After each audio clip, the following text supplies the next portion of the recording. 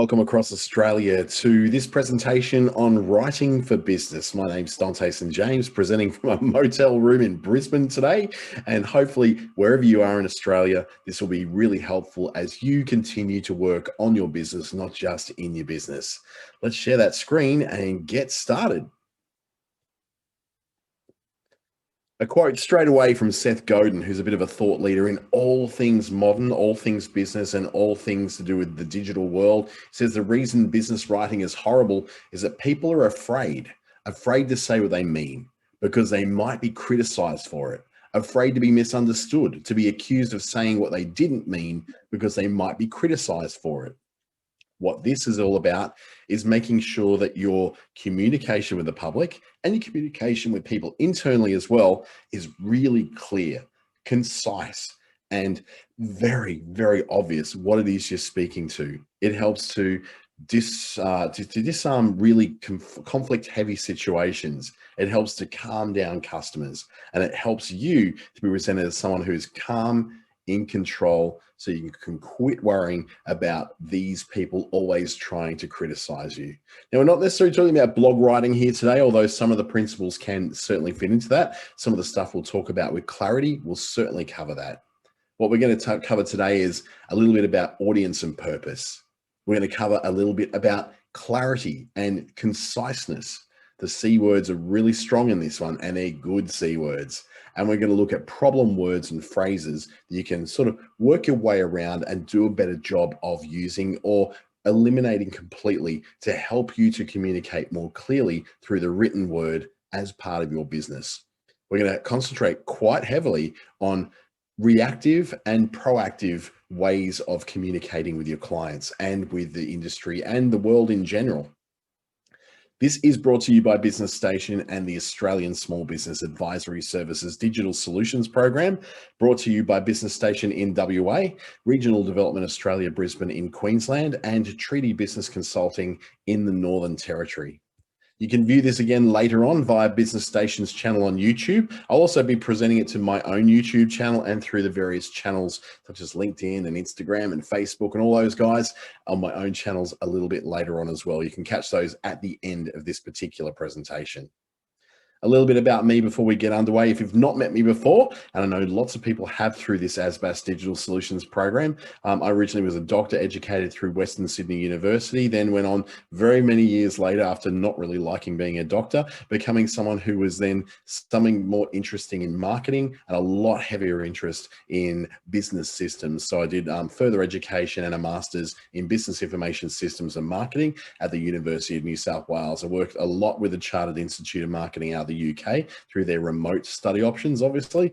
Otherwise, I'd still probably be over there. You know what they do with Australians over there? They just suck them into the system and never let them come back. And then the TAFE New South Wales have got a bunch of certifications. But my biggest work in this past couple of years has been through the various programs that I've been contracted to take part in. Facebook's Blueprint Lead Trainer Network across the world and their Community Trainer Network within Australia, also as a digital marketing associate for small businesses for Facebook Australia, and a media planning professional and media buying professional to help get so much more out of those ad platforms. With Google's Digital Springboard program and three major Australian small business support programs, such as Be Connected, which is for older Australians to get them online, the Australian Small Business Advisory Services Digital Solutions Program, which we're actually on right now, and the NEAS program, the New Business Assistance through the New Enterprise Incentive Scheme, which is delivered by the Australian Government's Jobs and Training. So let's start off with a little bit about audience and purpose and how these are going for you. And by the way, as we're getting on the way too, feel free to use the Q&A and the chat. I will see them come up. I just can't put them on my screen to see exactly what's going on at all times. I've only got the one little screen that I'm working with right here at the moment. But if you do have questions, please do put them through. I'd love to be able to answer them, or at least point you in the right direction if I can along the way. So the first thing we need to be is answering the question of what we are wanting to be learning from a document. So we want to find out, as we're going to any sort of document, whether it's an email, whether it's some kind of report that you're writing, whether it's a social media post even, is to ask the question, who am I writing for? That is so vital because it's going to color everything about the content that's to come, the language, the tone, the color that's in your language, the way that you discuss things, the information you bring in is all going to be because you've answered these two questions. Who am I writing for? And why am I writing this? And that moves on, I guess, to working out who your audience is about who you're writing for. Because you've got to work out who it is going to be ultimately reading this stuff. If you're just posting stuff out at social media all the time or sending spammy emails out all the time, and you haven't done the pre-work to work out who it is that your audience is, then you haven't answered that initial question. Who exactly is the person that you're writing this for? Who's the person who's going to benefit from that information?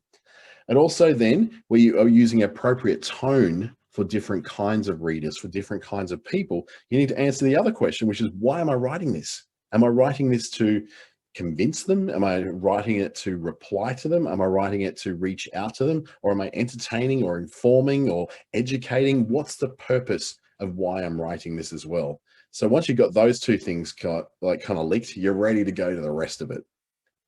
All writing for business involves pretty much 4 different goals, starting off with being effective at achieving some kind of goal, some kind of objective that you got out there that you want to achieve. So you're not writing for the sake of writing. If you're doing that, you probably need to stop it. No one, no company, no business was just going to write because it's fun, unless they're copywriters and it's their business. You're writing to achieve some kind of purpose. You're writing to be maybe informative for the audience you're sending it to. You want to give them some information or some education on a particular type of topic.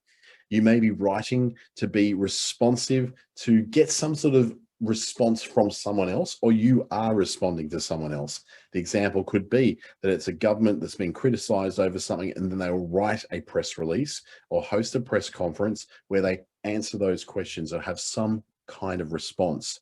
You may also be writing to be persuasive, to help you get a sale or some kind of decision. It could be even in the form of hiring new staff. You could be writing to be persuasive, to get someone to go through the trouble and the hassle of wanting to go through the interview process with your particular company. Now, knowing your audience means that you essentially don't talk to everyone the same way. In this day and age, we're often thought to be very much about being neutral. The problem with being neutral is you never actually speak to anybody. It was like the Emperor's New Clothes, was that fable from our childhoods, where when you try to please all, you end up pleasing absolutely no one whatsoever. Everyone was saying you should wear this, you should wear this. So he said, I will wear this thing which pleases absolutely nobody. When you try to please all, you please none. And that's the same with knowing an audience. Understanding who you're writing this for, because you don't talk to your boss the same way you talk to your closest friends. You don't talk to your closest friends the same way you talk to your mother. Well, at least I hope you don't. Otherwise, you might have some problems. You won't talk to the guy next door the same way you will talk to your great aunt Phyllis. There's different ways you're going to communicate, and that's why you need to know who you're writing for. So in business, what you're going to do, you're going to write your content and match the kind of people who are going to read it.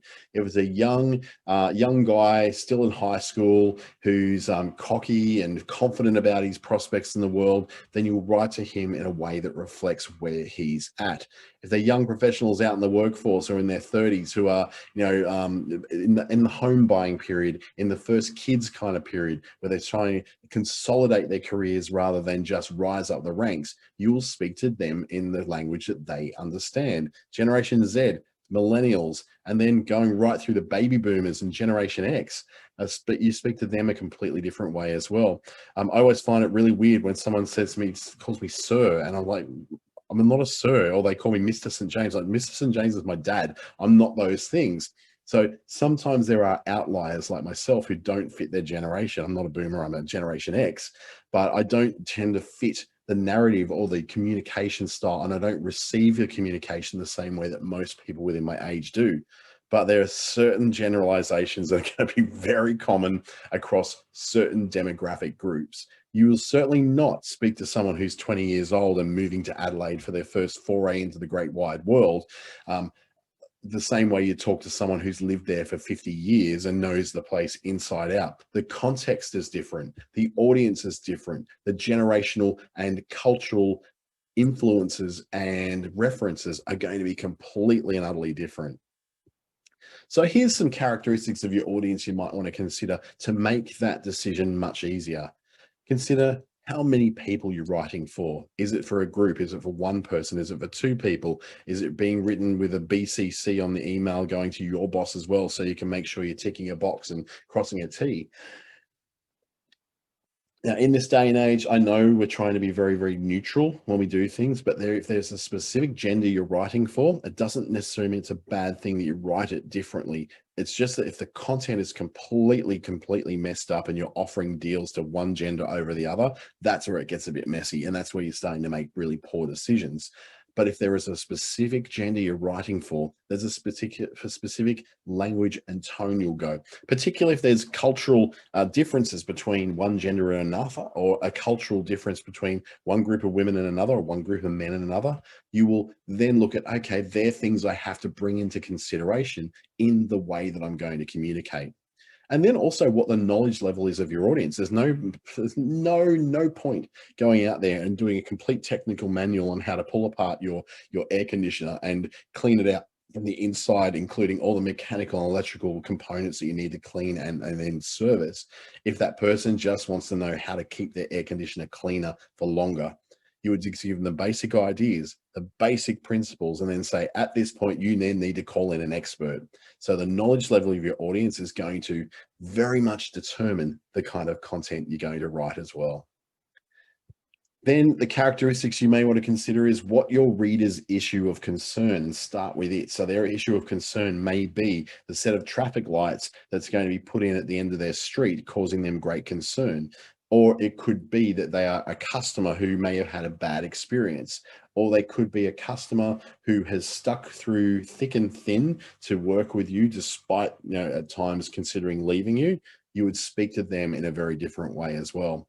And also characteristics you may want to consider is what their role in the organization is. So if you're writing to another business, you will write very differently to the CEO than you write to the customer service rep or to someone who's in the shop that you're responding quite casually to.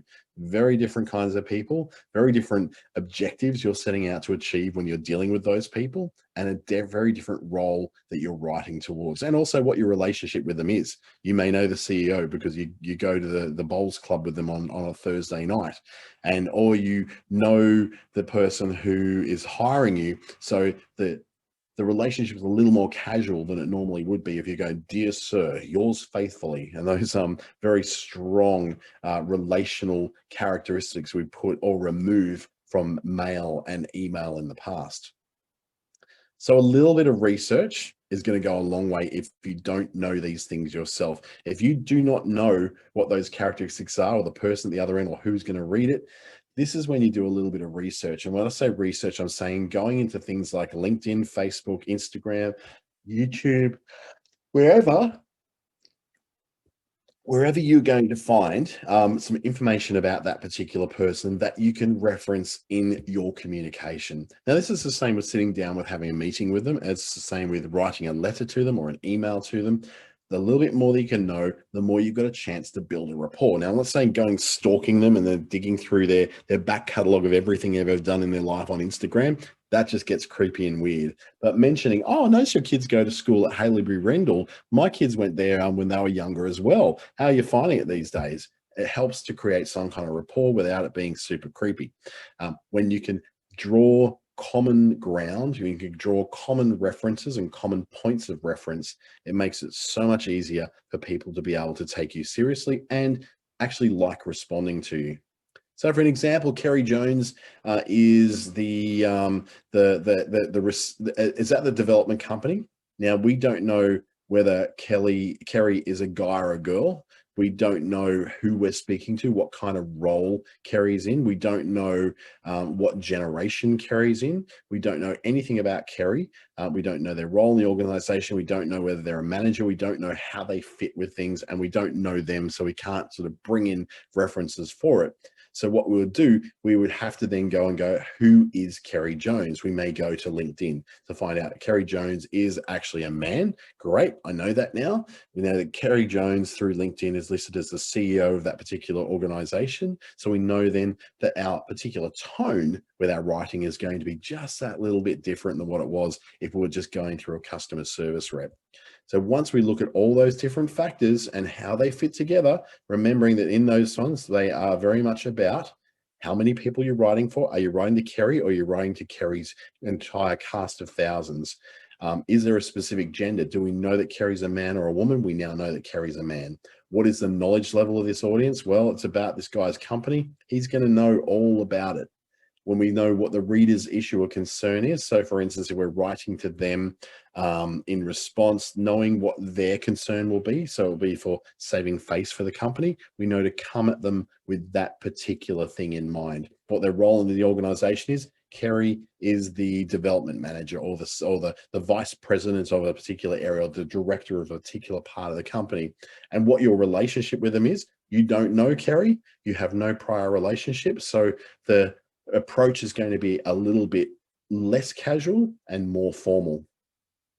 Now, Sonia Simone, who's the CEO of Copyblogger, which is a great source of information through podcasting, through learning how to write better copy and learn to write. I've taken a lot of her cues here on how to write better for business. Says a proposal is 6 times more likely to be considered if it's written for its intended audience. And that is a huge deal. That means that writing something that's general and generic for just any old person to be able to read, like I said before, you try to please all, you end up pleasing nobody at all. And how we're going to do this, and I've got very much a step-by-step process we're going to go through that helps. I'm just framing it all up for you now so you understand the kind of approach we're going to take. Now, we also need, now that we know who we're writing to, we need to know what our purpose is for writing to them. What is the end goal we've got in mind? If you want to be effective, you need to be clear about what the point is of what you're writing. You need to answer that question, why am I writing this?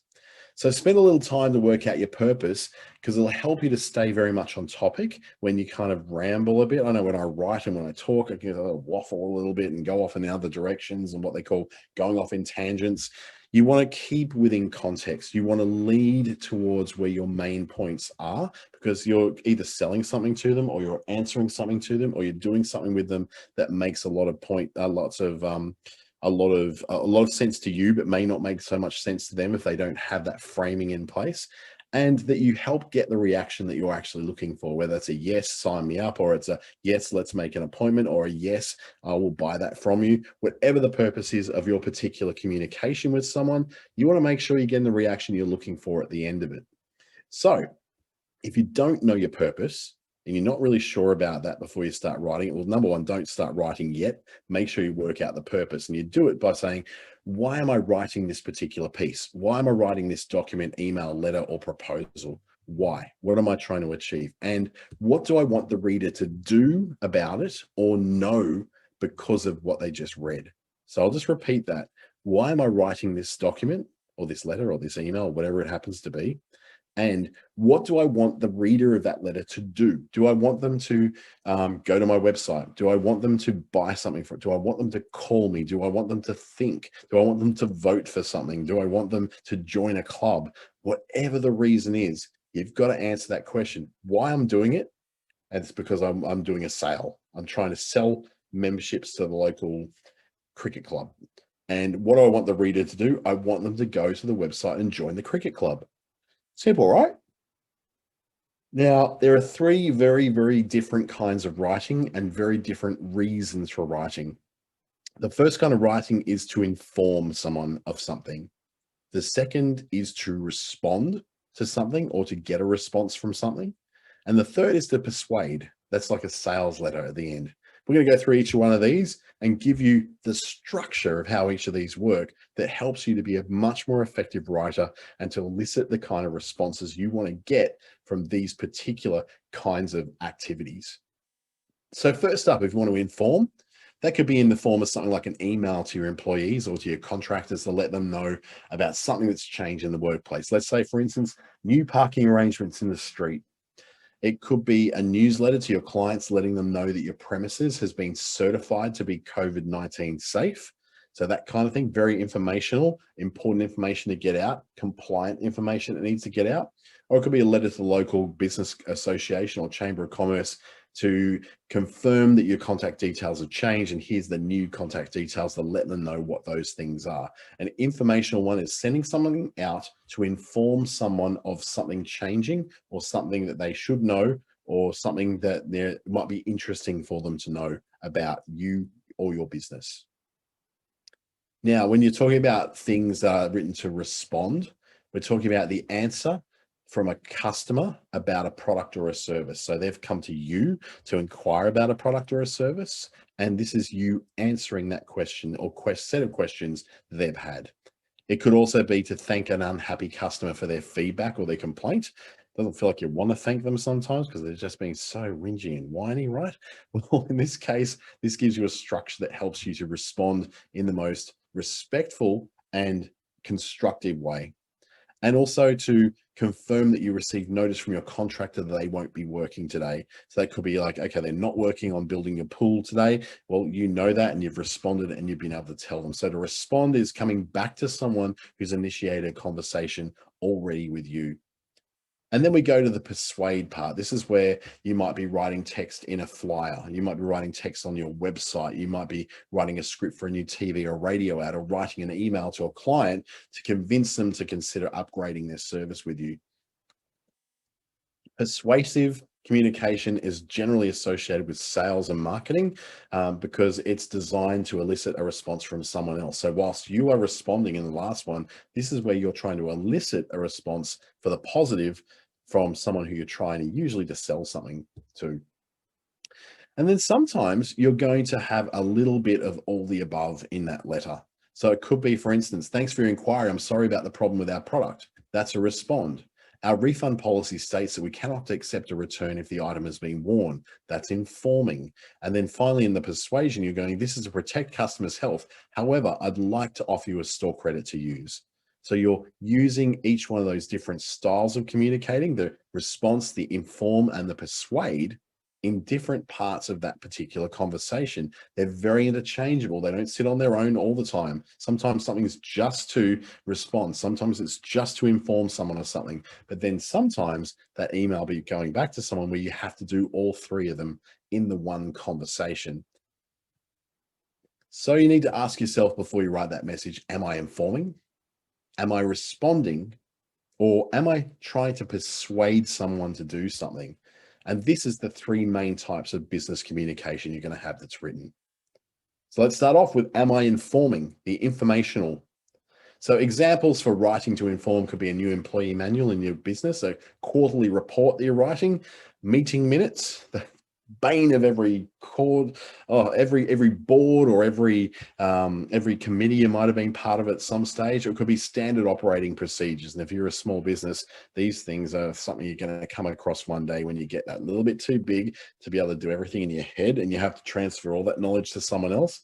You're going to be writing a lot of information down, a lot of writing that's designed to inform people. So whoever's reading these new facts, and that's usually what informational stuff is about, new stuff, new information, new procedures, things that you need someone else to be able to learn and retain, then whoever is reading these has new facts to consider, and you want them to take these facts on board. So the style of writing you're going to use is going to match that. So it's going to be something like, for instance, ensuring that the facts are received by being very direct about what the facts are, being very clear about those, not being vague or contradictory in there, being concise. The quicker you can say it. I used to be in radio, and I remember the guy who I was writing ads for, he was my creative director, said, look, if you can't say it in 15 seconds, it's probably not worth saying. And that I've sort of taken forward with me in life, to be very concise, use the right words to get the right message across, and it will land the right way at the other end as well. To be neutral in tone doesn't mean being having no passion. It doesn't mean, not being yourself. Being neutral in tone means that you're reaching out to an unknown, that you may be responding to an unknown. You don't quite know who this person is, so you don't want to go in with full guns blazing of personality, pow, pow, pow, or you don't want to be so dead and so boring and so negative that just go away. I don't want to speak to you ever again. Please go away. You don't want to be either of those extremes. You want to be somewhere in the middle where there's a certain degree of friendliness in the voice that you're writing, and there's a certain degree of formality in what you're writing as well. But you also need to be accessible, and accessible goes beyond disability. It goes into people who may be neurodiverse and maybe on the autism spectrum, or they may have learning difficulties, which they need that very direct, very clear, very concise, and very neutrally presented information.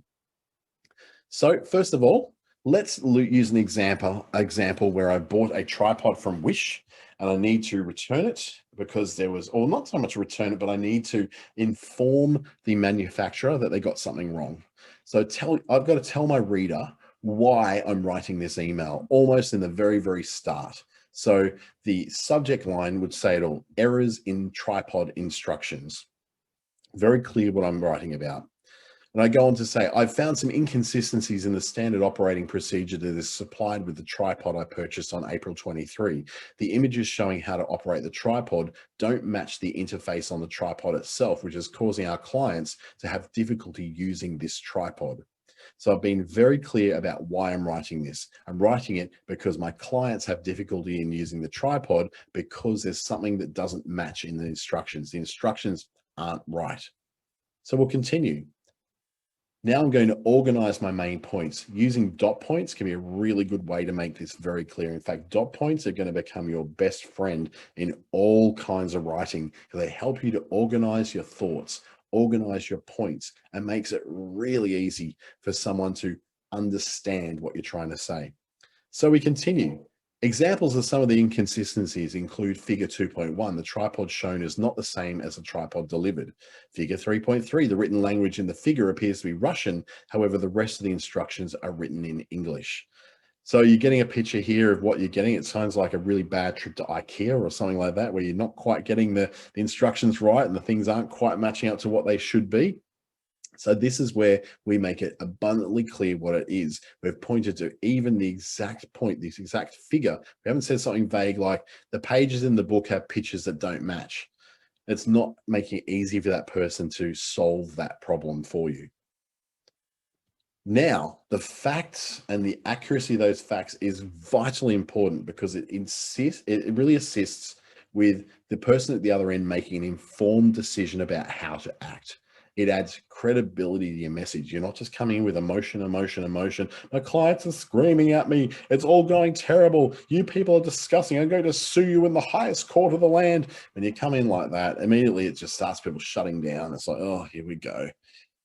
All right. And then if you separate the facts from your opinions, what you're doing is allowing the facts to speak for themselves. So you're not adding your judgments onto those facts. Let's consider that the facts shown were figure 2.1. The tripod shown is not the same as the tripod delivered. That's a fact. Figure 3.3. The written language in this figure appears to be Russian. However, the rest of the instructions are written in English. The facts are the tripod shown is not the same as the tripod delivered. The language isn't quite matching what the language is in the rest of the instructions. Great. The opinion on that would be, I like your tripods. They're great, but your instructions need to be accurate. So I'm pointing out the facts very cleanly in those 2 points. And then I'll add my opinion later on. I don't have to go, this is awful because figure 2.1 shows the tripod shown is not the tripod delivered, and that's really misleading. That just makes the whole thing confusing and means that you're taking someone on a roller coaster ride of emotions of, oh, I'm trying to understand what this is, but they keep telling me how upset they are. And it makes it really difficult for people to make solid decisions to move forward with. Whereas you separate out the facts from your opinions, then you've got a style of writing that's so easy to read, so easy to understand, and it will speed up the process of having things that you need fixed, actually fixed. Let's continue. Clarity is where you're going to learn to cut through the fluff and cut through all the surroundings and the personality and the opinions and get to where the actual clear things is. So the clarity comes in the fact that you separate these facts and these opinions. When you start muddying the waters, you start mixing those things, you collapse in what the fact is with what your opinion is about that fact. And then it becomes this messy, muddy, wishy-washy, aggressive, passive-aggressive mess that people find very difficult to deal with. And you will know this when you've received things that haven't been particularly nice from your clients or from your customers. where they've said, well, they've gone off on some kind of tangent, and you get to the point where you go, I don't even know what they're trying to say anymore. I don't even understand. I need to go to bed and think about this in the morning, because you can't quite unwind the opinions and the hurt and the disappointment from the actual facts of what happened. Anyone who's got kids, you know exactly what I'm talking about. If only they come back to you and describe the facts of the thing that happened, rather than the tear works and all the lies and all the stories made around things as well. Thankfully, in business, we can grow up a bit and we can present something in a much more clear way. Now, that was all about informing. Now we're going to move on to responding. This is the kind of writing which you would be doing when you have a customer inquiry. You want to respond to the customer inquiry. You want to communication from team members coming to you. You've got applications for people applying for a job with you, or you've got standard operating procedures that you've been asked to write. So let's look at this more closely. The purpose of this responsive writing is to keep your customers, your colleagues, your staff, your family even happy with you, right? You want them to be happy with you, because happy customers are not high maintenance. Happy customers go on their way, and you may never hear from them ever until something goes wrong. So responsive writing, its job is to clean up messes if there are messes to clean up. Now, responsive writing is very prompt, and it's also very courteous. And there's a few generally agreed to principles that come into play with how responsive and how prompt and how courteous you need to be. Prompt responses are usually within 24 hours. Responding within 24 hours to a request for a meeting, a request for a quote, not necessarily coming back with a quote, but at least responding to that request for a quote within 24 hours is pretty stock standard. That is a pretty good guideline to go by. Sooner though, if they're really upset. So for instance, I missed and this just happened literally just before this webinar, is that I completely, in my busyness, lost track of a particular client and where I was supposed to be working with them. It just sort of slipped through the cracks because I wasn't checking up, I wasn't doing the right thing, and I wasn't actually chasing up and putting the client first. Now, I took way more than 24 hours. It took 2 weeks, 3 weeks to actually get back to this client about their particular situation. Terrible, unforgivable, not a great piece of work on mine. So they came and I was CC'd into a response from them that I then responded to within an hour. In fact, I responded within 5 minutes and accepted that I did the wrong thing and said, look, I'm sorry, in my busyness, I have dropped this. I'm gonna take responsibility for that. Let's now get this back on the road. Can you meet tomorrow at 11 o'clock? So that way I was responding when it was urgent, because even though they didn't come across as being horrible and upset, I did the wrong thing. So I really needed to take a little bit of ownership of that and shift my day around a bit to accommodate them, because they were quite gracious about me not getting back to them for 3 weeks.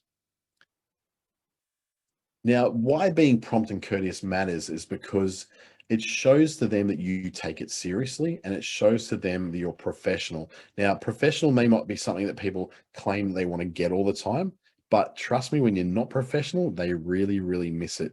Professionalism shows maturity. Maturity shows something that you can trust. If you've got a situation you need fixed, you want to be able to trust the other person on the other end of the line or at the other end of that email. So the reason why I was approached to that is because there was a certain level of trust between the person who they were complaining to and between that client. So I was able to go, there's a level of trust and I take it seriously. I will respond in a prompt and courteous manner. Part of that courtesy was accepting that I was wrong. Part of that promptness was going, this deserves to derail a couple of other things I'm doing right now. I really need to jump in and do this one right now. So an example could be handling a complaint. So this is the opposite of the one we were sending before, where we were informing a company of a problem. Now we're the company being informed. So this is a complaint about our services. The subject: complaint about your services. Dear Bridget, thanks for your feedback about your recent experience with our business. Now, all we're doing is starting off at the very beginning of thanking someone for their feedback. Now, this is it's often, now please excuse my French, I'm going to call it the shit sandwich, because that's what I was introduced to it as. You start off with a very sweet start. So you just go at the very start, at the top of the sandwich, I'm coming in with something which is very gracious. Then I go into the meat and the contents of it, and then I come back out and leave with a very positive as well. So it's quite often when you go through counseling in a workplace or in a business where you're having, say, a mentor who's mentoring you, they'll start off with, they'll say something great, then they'll give you the nasty, and they'll finish off with something great as well. So you walk out of there feeling like positive about the actions you need to take on the things that need actions taken on them. So we're going to start off with this complaint about the services by being very gracious. Where the start of the sandwich, let's call it the bun at the top. Thanks for your feedback about your recent experience with our business. Next, we're going to be very precise about what the issue that was that raised. Now, this might take some interpretation from our part, but we're actually pulling out of their email or through their conversation exactly what we understand. And there's a very, very common reason for this. Dear Bridget, thanks for your feedback about your recent experience with our business. The correct way to access our team's services is via booking a booking made on our website at this address or via our phone number, which is through this. So I would say that this particular customer has some issues getting in touch with this particular company, and they have gone about it in a way that the company didn't know that this customer was particularly trying to reach out to them and wasn't responding. It was through a channel that they maybe didn't monitor. Now, the ethics of all this would be, well, they should be monitoring all their channels because they're a company and they're dealing with their clients. The realistic is that we can't be everywhere on every channel at every time. Not all of us are big enough and bold enough and rich enough to be employing a team of assistants to do that for us. So the correct way to access our team services is via a booking made in our website. So being very precise with an answer to the issue that was raised. This issue was, I couldn't find where to contact you, and I finally sent an email through HR because it's the only thing I can seem to find on your website. So now we're going to add some more additional help and information that might be somewhat more helpful to that person at the other end. So as we've gone through the thanks for the feedback and we've told them the correct way to get in touch with us, we've said, I've also attached a PDF for you that gives you a range of ways that you can access our services online. So we've not just delivered the thanks for reaching out. We haven't just reached out and corrected the person that said, this is how you contact us. We've also provided a place that they can, save in their email that's searchable, and it's they can bring out of all these different ways they can access this particular set of services online. They provided a bit more than what they had to, but they've made it so it's abundantly clear that you have now been given all the ways that are valid and available to be dealing with our particular business.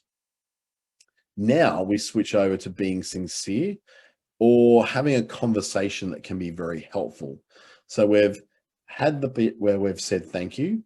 We've shown them the correct way of dealing with us. We've then also gone and sent them extra information. Now we're finishing off at the end by saying, I hope this is helpful. Thank you for considering working for us. So that's the the crap sandwich, I'm going to call it, where there's the bad stuff in the center, which is correcting them and sending them the correct information, is sandwiched between a good thanks at the top and a hopeful another thanks at the bottom. You're thanking, you're educating, you're thanking. It helps to make the whole experience a little bit more pleasant and sweet for them. Now, you're not sucking, no, there's no sucking up in there. So thanks for your feedback, because you're a business. You need feedback. If your things are going wrong, you need to know about it. And you're thanking at the end for considering working with you, because it opens up the possibility for them to still continue to work with you, even if they're a little bit upset. Now, being brief and concise is going to be a friend in this.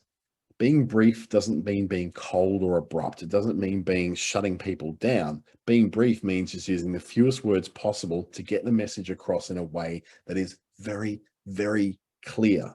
Excessive words are always going to waste time. They're going to make your life so much more difficult, because the more words you put in there and the fancier words you put in there, the more that something could be misunderstood. I mentioned like one of the only things I ever took away from the Dianetics book, the Scientology book that L. Ron Hubbard wrote, that I ever took away from it, it's always sort of stuck in my mind ever since, is this principle where if you don't understand something that you're reading, you should go back and read it again and again and again until you get it, and then you move on. But otherwise, if you move on and you don't understand something and you go to learn more and more and more about that thing, you're taking a misunderstanding along the journey, and it colors everything you're going to read down the track.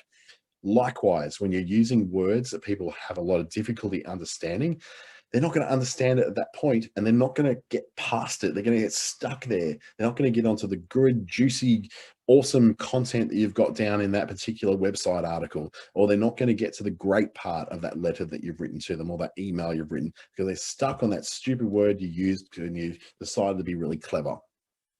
Also, by being brief and not abrupt and not using excessive words, you get to stay very relevant and you get to stay very on topic. That's one of the things that can get so easy to do when you're writing an email, is getting way, way off topic, going off in tangents that make no sense to whatever your central argument was and make no sense to the point that you're trying to get to at the end. When you're going around in circles and talking about, your grandmother and your great grandmother and when you went to get the glasses from Specsavers, and all you really need to do is say, I've been busy, then you're not helping your case. You're creating what's just a story. Creating stories around facts then depositions the effectiveness of your story and the credibility of your story as well. The more stuff you're adding on, the more like it looks like you're trying to overcompensate for something. So in the spirit of that, I'm going to stop that bit and move on. Clear, courteous, concise, and conversational is what you're looking for, because it promotes trust. That was talking about credibility. The less words you say, the more effective those words are, the more credible you become. And it promotes an in-kind response. If you come to someone in a really good, solid way of saying, thank you for being our customer and letting us know this. Point 1, point 2, point 3 in brief terms. And thank you again for reaching out. If there's anything we can do, please let us know. It lets them come back in an in-kind response with you, rather than ranting and yelling down Twitter, or ranting and yelling down a Facebook message. They come back in the spirit. We as humans, part of our empathetic response and our sympathetic response is that if we're approached aggressively, we will respond aggressively. If we are approached with a smile, we respond with a smile. Look at the way a baby goes, right? With its first steps. If you're smiling, actually one of the best ones is when a baby falls over, right? When I tested this on the kids of some friends of mine many, many years ago. And when the baby becomes a toddler and starts to walk and they fall over, and if you go kaboom and laugh and smile with them, they learn that, oh, okay, that's actually part of this learning, and it's okay that they've fallen over. If they fall over and you go around, oh, Bubba, you fall over, oh, you poor thing, oh, then you're actually teaching them to be afraid of taking that step and reinforcing behavior. Reinforcing behaviors that are not going to be good for them to continue to learn. I'm not a pediatric specialist, so please don't accept my parenting advice there. It's just something I tested out because, it's something I read in a magazine once, and I thought that was a really cool thing, and it worked on those kids. So what it does, though, this clear, courteous, concise, and conversational attitude moves you on to the next item of your day. Ever notice how you get one bit of bad feedback in the start of the day, and it makes the rest of the day a write-off? You basically can't move past it. You're stuck in this bad feedback. You're stuck in the aggression, and you're thinking, oh, how am I going to respond? How am I going to say this? When you just break it down to being that yes, no, yes, or the like, dislike, like, or the crap sandwich, you're then able to move on. You've provided a nice start. You provide the information that needs to be communicated. You've had a great finish. It provides you with closure. That closure is vital for you to move on. If you've ever worked in customer service, you know what I'm talking about. Getting that closure moves the person on to the next stage so you can serve the next person coming through. Now, the third type of communication we're going to talk about is the persuasive, right? And this also has a very specific style that you're going to go with, particularly if you're sending out emails that are salesy in some way, or if you're sending out information for someone who's asked for that information and you've then got a pitch in there a bit. Well, the kind of stuff I'm talking about, when a customer wants to buy something from you, or you're wanting a pay rise from your boss, or you're wanting a colleague to finish a task. So come on, mate, get it done so I can get my bit done and we can get out of here. Or you're seeking to get maybe a testimonial from a client or a customer, where you're trying to persuade someone to do something which they wouldn't normally do just of their own accord. You're trying to influence, or I wouldn't say manipulate, you just want to influence them to take the next step that works for you both, right? So persuasive writing, that aims to combat resistance to change, because we're humans. We just have this massive resistance to change. It doesn't matter who it is or what it is. We just don't want to change. We get stuck. And the older we get, the more stuck in the mud we get. And we want to show a benefit to them or their business in doing this thing we want them to do. So you're going to break through the fear of change, and you want to be able to show them the benefits of stepping through and doing that thing you want them to do. So let's start with another email here to Zilv.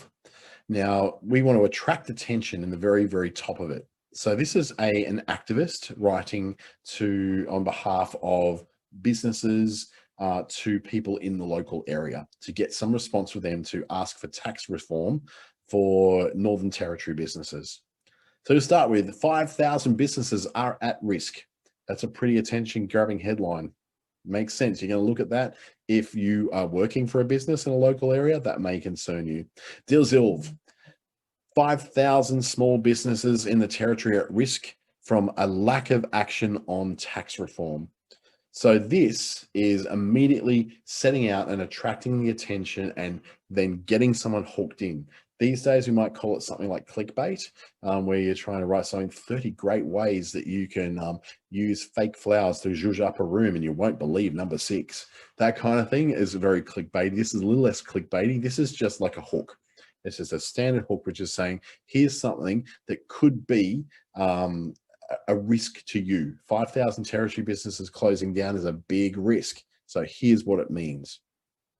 Now we stimulate a bit of interest by self-interest. So we appeal to the self-interest of the person who's reading it.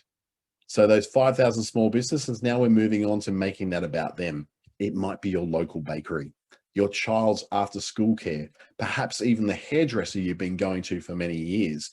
We've taken a concept that's very, very abstract. So it's very, very businesses in the territory. Oh, well, 5,000, there's thousands of others. That's fine. At risk from a lack of action on tax reform. What does tax reform mean to me? Does it mean anything to me? Well, it means that if the tax reform doesn't happen, your local bakery could close down that you go and get pies from every day for lunch. Your kids' after school care that you are utterly reliant upon because you're a worker and you're a mum and you cannot be having the kids at work all the time. That's going to affect you. And the hairdresser you've been going to for many, many years, not a great feeling because we are stuck in a rut. We don't necessarily want to change any of those things. We don't want to change our bakery. We don't want to change our after school care. We certainly don't want to change our hairdresser. So we're appealing to the self-interest of that person, taking an abstract idea of 5,000 small businesses closing to being very much about the world that this particular person lives in. Then we consider to maintain attention. We want to keep them informed and keep them attentive to this letter. When small businesses are gone, prices go up, and that hurts everybody. Now, that particular line is so very well written to then even further cement the idea that tax reform on territory businesses and the closure of those businesses if tax reform doesn't get done will actually hurt you, and it maintains the attention by maintaining the self-interest in there. Prices go up. We don't want prices to go up, and businesses are gone. That hurts everybody. That hurts me as well. The self-interest again is then confirmed. Next, we look at what's desirable or undesirable. So we can present, this is what the good can happen. This is what the bad is. So 5,000 small business territory risk from lack of action on tax reform. It might be a local bakery, yada, yada. When small businesses are gone, prices go up and that hurts everyone. For your family, that could be the difference between dealing with people you know and trust or dealing with faceless international corporations. This is good writing, isn't it? It's really convincing. For your family, that could be the desirable, the difference between dealing with people you know and trust, and the undesirable, or dealing with faceless international corporations. You can tell that this is going to be a very, very convincing email because it's really hitting home all those points that makes it easy for someone to take a concept like tax reform for small business and bring it home to them. If only more political parties knew how to write like this instead of slapping each other, they'd probably get a little bit further, huh? Then you have a call to action because ultimately this is where you want someone to go. This is the complete objective you have for what you want them to do at the end of this email. For your family, it could be the difference between dealing with people you trust or dealing with faceless international corporations. Sign our petition here. That's your call to action to help get our message to the decision makers in Canberra before it's too late. This whole thing All of that appealing to their self-interest, showing them what's desirable and comparing to what's great about their life now, what could be horrible about their life when things change, gets them in that mood where you can just hit them with, and this is what you can do about it. So you're presenting a problem, it's abstract, you make it about them, it's no longer abstract, it's really personal. And then you show them that this great thing that you have in your life could be taken away and be replaced by this not so great thing. So you can then go, here's now what I want you to do about it. So you can imagine how many letters are written like this, or how many emails are written like this, and how effective they could be if they follow a formula that actually takes that problem that you've got as a business and brings it into the world of that customer, where they not only can relate to it, but they really, really want to do something about it. So let's recap as we go through here. We're coming into the close, and we've had no questions so far, but if you've got any, please put them up there. You've got to be very clear about your purpose. Why am I writing this document? Why am I writing this email? Why am I writing this letter? And knowing what do you want the reader to do or know when it's been read. We saw that in the example last one, right? We wanted them to sign a petition, right? Why are you writing it? Because you want to get tax reform through for small business in government. Be clear about your motive. Am I informing? Am I just trying to pass on some information just for the good of them? Am I responding? Am I responding to a complaint or some feedback or to a request for information? Or am I persuading? Am I actually trying to get someone to take a very specific action on this very specific thing that they've contacted me about? And finally, be clear, be brief, be concise. If you've got an email which goes and fills the pane that you can see on your computer and then goes down more and more and more and more and more, you've already gone too long. It's what the kids call TLDR, too long didn't read. Cut it down, halve it, and then see if you can halve it again. Oh, but there's so much information in there I need to get across. They're not going to read it. They're just going to skip over that stuff. So make sure you're very clear. Be brief, not abrupt. Excessive words, they waste time. Stay relevant. Stay on topic. You are not, as a business, trying to write an essay or a thesis that's going to save the world. You're just writing a way for someone to buy more of your coffee or something like that. Whatever it is you're selling, whatever your product or your service is, that's what you're trying to achieve. Brief, not abrupt. Excessive words, cut them down. Stay relevant, stay on topic. And remember that other thing we had was really, really important. Don't collapse together the ideas of the facts and the feelings.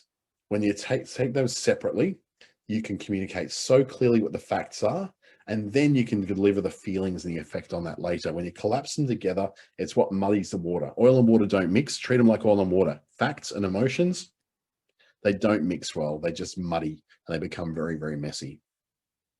So I'd like to thank you for joining me this afternoon / this evening. It's very dark here in Brisbane at the moment, and I've got to go out for dinner.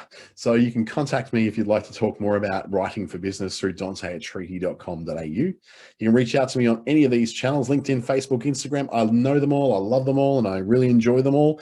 And I really want to thank you for taking some time outside of your life and your business to work on the things that are very important for your business.